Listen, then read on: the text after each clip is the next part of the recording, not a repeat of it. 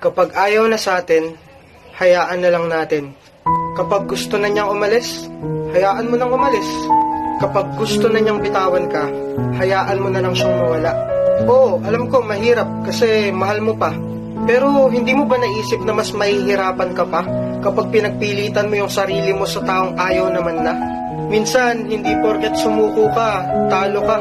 Minsan, sumusuko tayo kasi alam natin yun ang tama. Mali naman na kasing ipagsiksikan pa yung sarili mo sa taong pilit kang tinutulak papalayo. Hindi ka dapat magmakawa na wag siyang mawala. Kasi unang-una, kung talagang mahal ka niyan, hindi niya gagawing solusyon ang hiwalayan. Kaya ikaw, kung alam mong isa mo na lang lumalaban para sa relasyong akala mo'y walang hangganan, kung alam mong ikaw na lang yung nagmamahal sa inyong dalawa, huwag mo lang hayaan yung sarili mo na magmukha pang tanga. Yung sakit na nararamdaman mo, ngayon lang yan. Kasi darating din naman yung punto na kung saan isang araw gigising ka na lang nang wala nang nararamdaman para sa taong akala mo dati hindi mo kayang mawala. Kaya kung ayaw na niya, sumuko ka na. Hayaan mo na lang siyang sumaya sa paraang masasaktan ka ng sobra. At ngayon